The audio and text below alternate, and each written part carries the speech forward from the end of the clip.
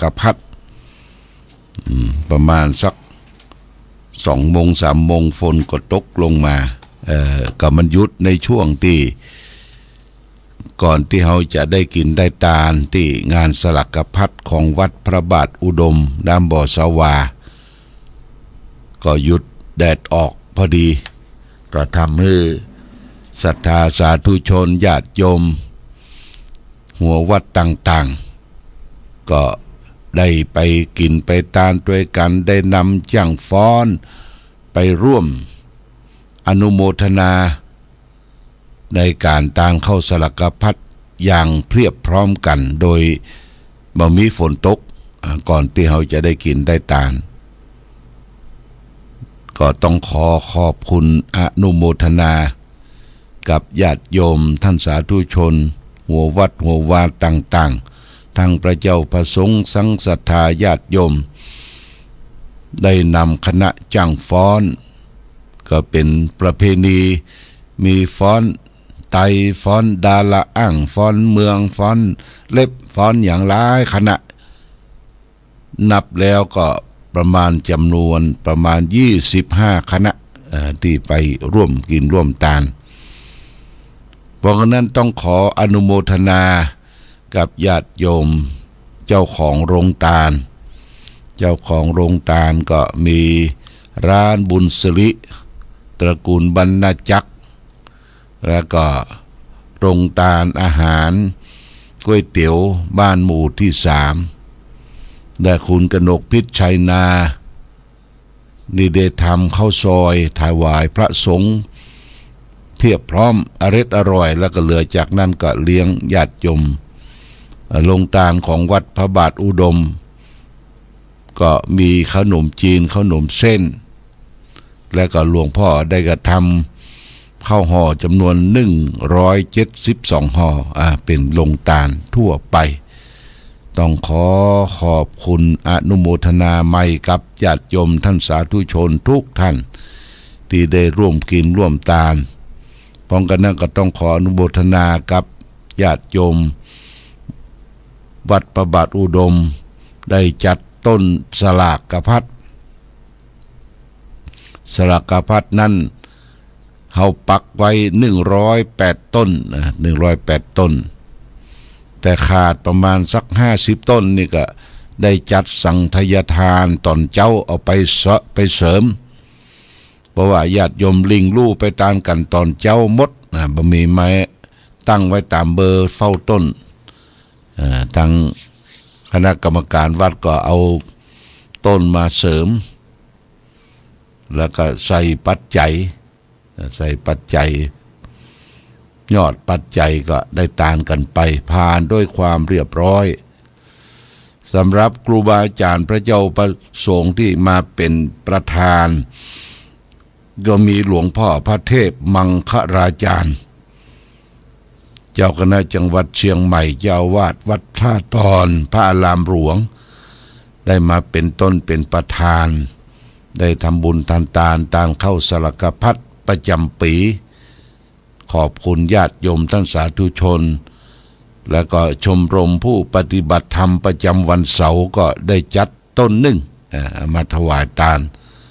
รวมกันเป็นยอดเป็นปัจจัยตาลเข้าวัดเข้าวาก็ผ่านไปด้วยความเรียบร้อยดีงามเราได้ลู่ได้กินได้ตาลพร้อมเพียงกันได้เลี้ยงสำรับกับข้าวอาหารถวายสงฆ์ที่ของวัดพระบาทอุดมก็มีหัวหมวดต่างๆที่นอกวัดก็มีหลายวัดวัดเสาหินนี่ก็ได้ทำมาส่วนหนึ่งวัดสระนิคมหนองตุ้มส่วนหนึ่งแล้วก็วัดสันเวียงมูลสันปะคาก็ได้ทำมาส่วนหนึ่งส่วนมากก็จะเป็นอาหารพื้นบ้านพื้นเมืองสำหรับกับข้าวเป็นอาหารพื้นเมือง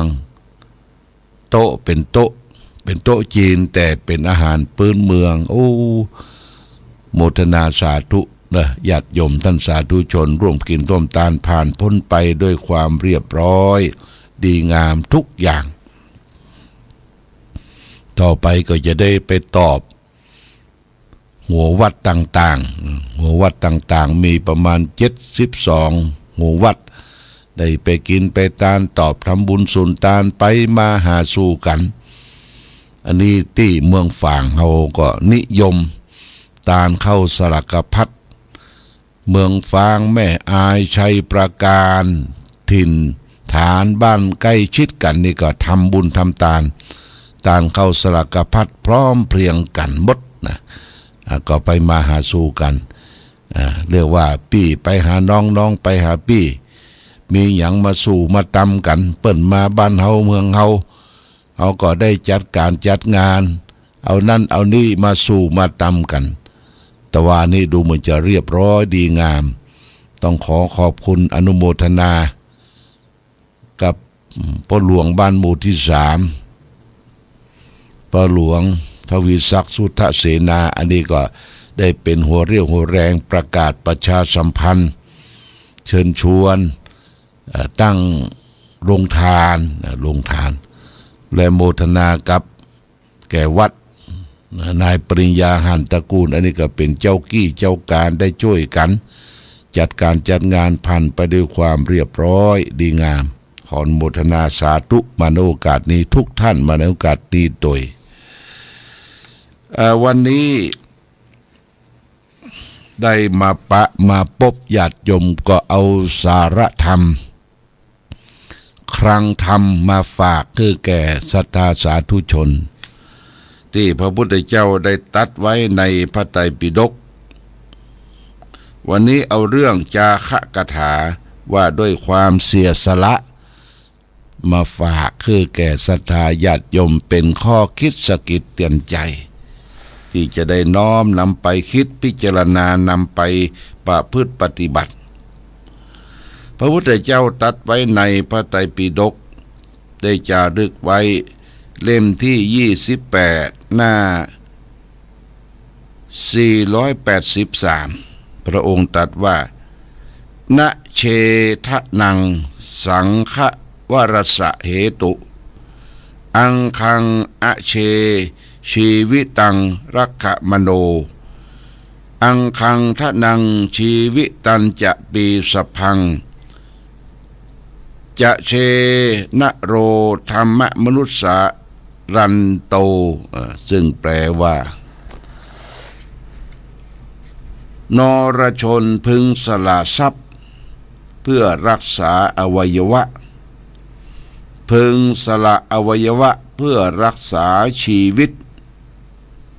เมื่อนึกถึงคุณธรรม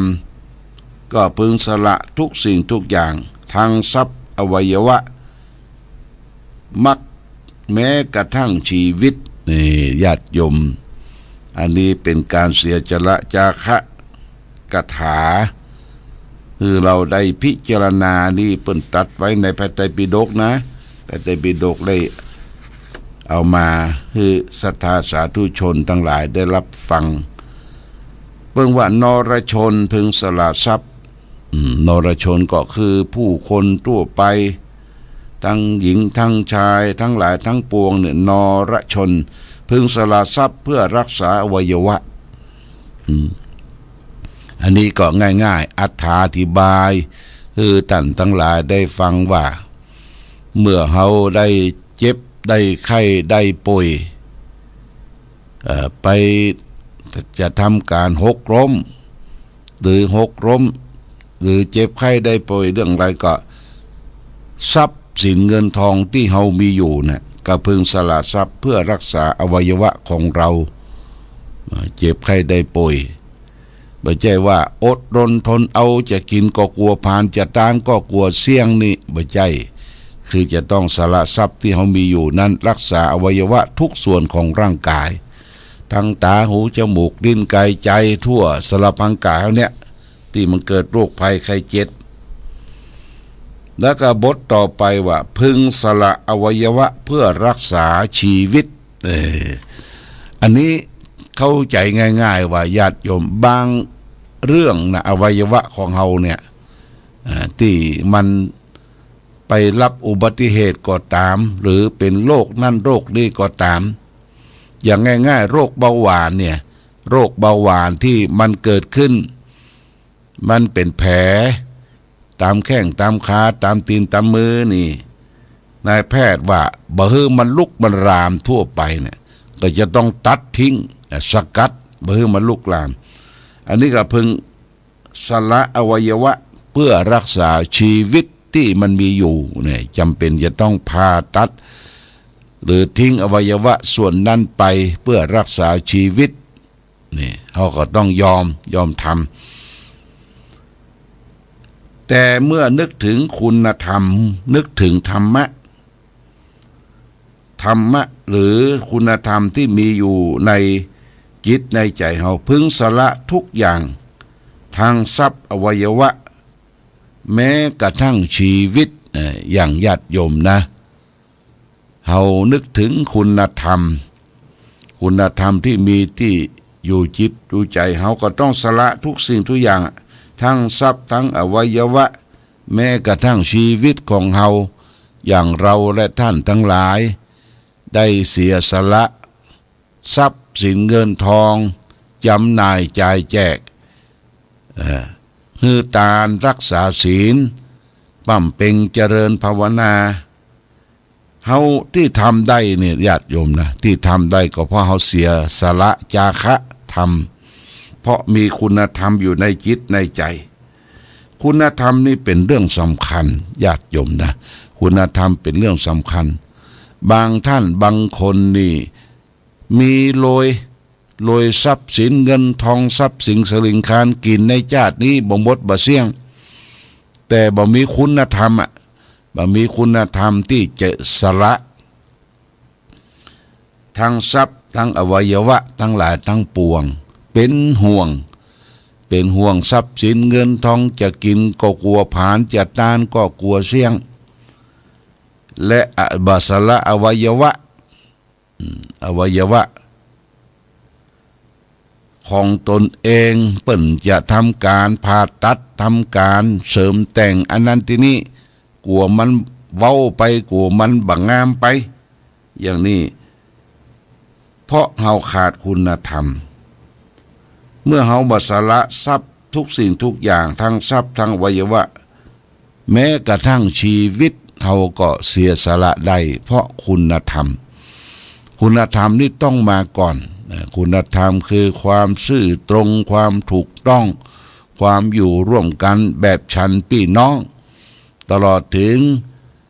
เป็นคนที่มีพรหมวิหารธรรมอย่างพ่อแม่ศรัทธาครูบาอาจารย์เปิ้นมีพรหมวิหารมีเมตตากรุณามุทิตาอุเบกขาต่อผู้ใต้บังคับบัญชา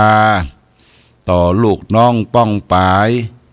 ด้วยคุณธรรมเหล่านี้นะเฮาจะเนี่ยอย่างช่วยกันดูแลกันเอื้อเฟื้อเผื่อแผ่ซึ่งกันและกันแม้กระทั่งชีวิตก็สละได้ญาติโยมนะแม้แต่ทั้งชีวิตก็สละได้อย่างที่เปิ้นได้ฝึกฝนเป็นตำรวจเป็นทหารป้องกันประเทศชาติบ้านเมืองเนี่ยฝึกฝนเปิ้นจะมีการอบรมทั้งคุณธรรมทั้งการเสียสละให้อยู่ในจิตในใจบ่เสียดายชีวิตที่รักษาประเทศชาติบ้านเมืองรักษาชาติศาสนาพระมหากษัตริย์เพราะทั้งหลายทั้งปวงนั้นเพราะมีคุณธรรมเป็นคุณธรรมที่ประจำอยู่ในจิตในใจ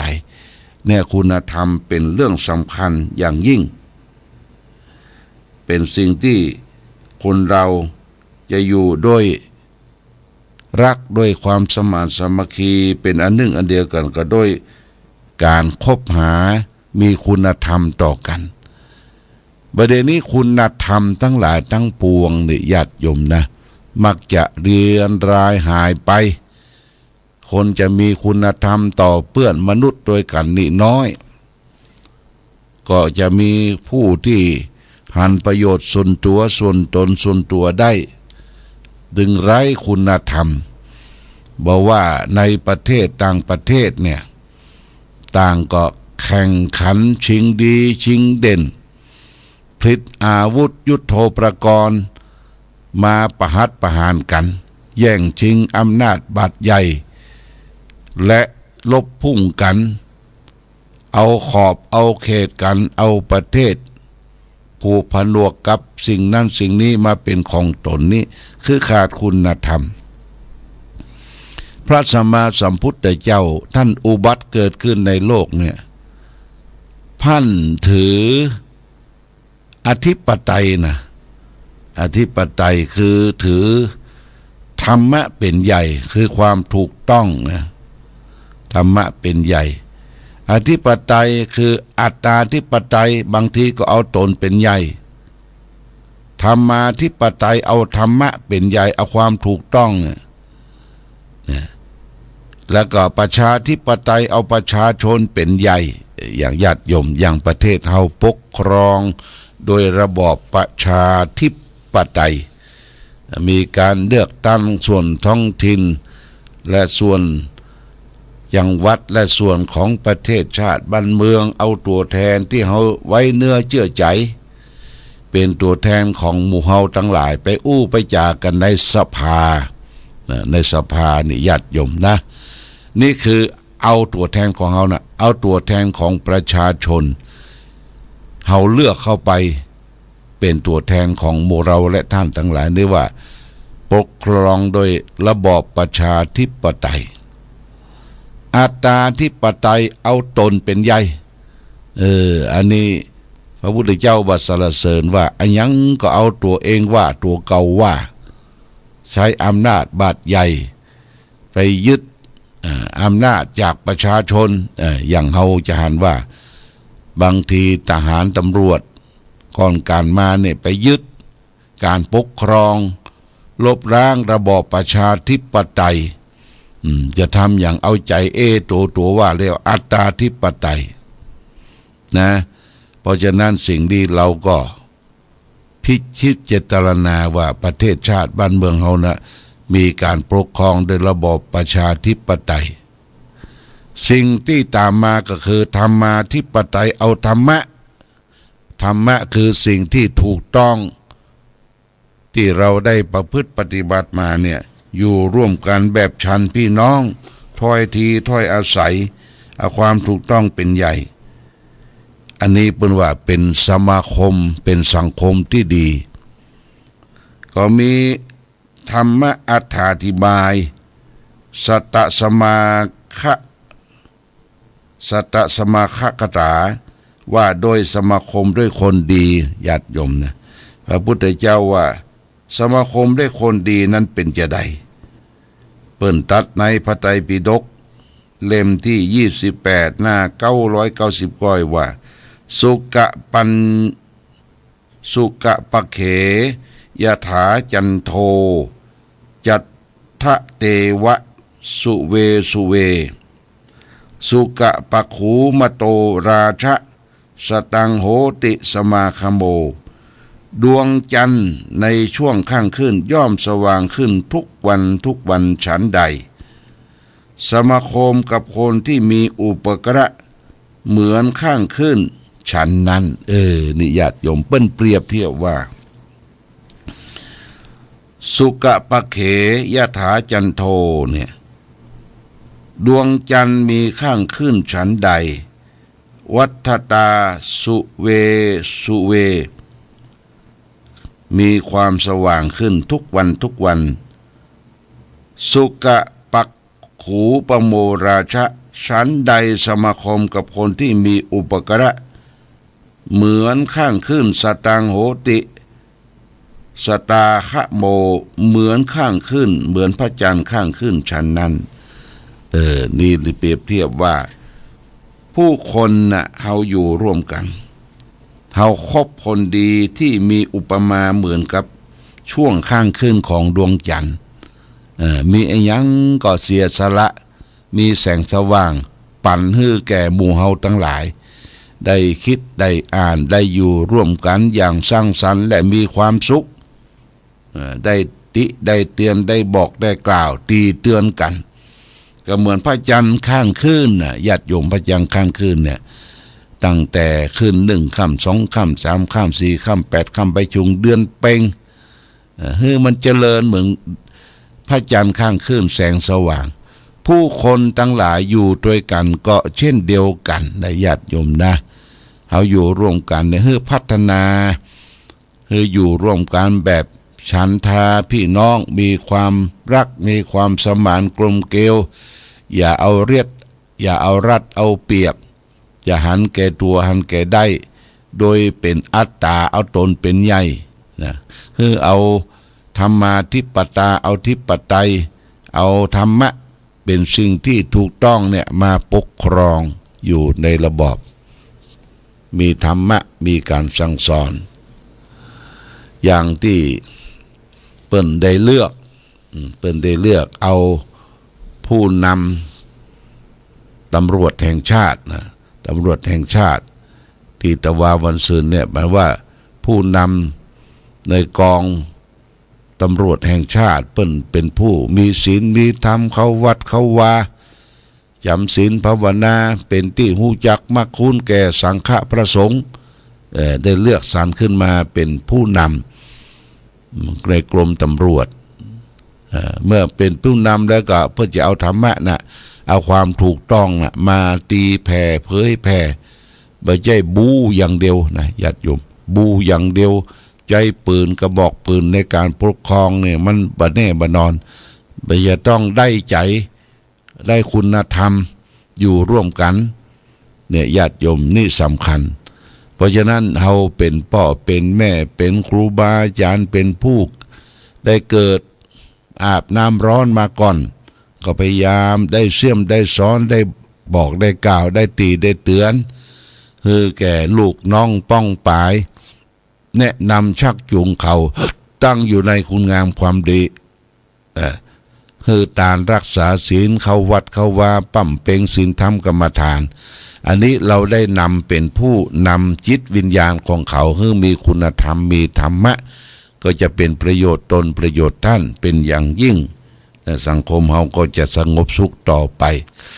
เอาละญาติโยมท่านสาธุชนทั้งหลายวันนี้มาพบกันคิดว่าฟ้าฝนนี่ถ้ามันหยุดตกเมื่อใดก็ญาติโยมเอาผ้าเนี่ยออกตึงออกตากเนอะผ้านี่ออกตึงออกตากเพื่อมาได้แดดได้ลมนะไม่ใช่ผ้านี่มันที่เฮามักหมมนะมันไม่ใช่กะคารวะเจ้าบ้านทุกเจ้าก็เหม็นเนอะผ้านะทุกเจ้าก็เหม็นเอาตึงเอาตาก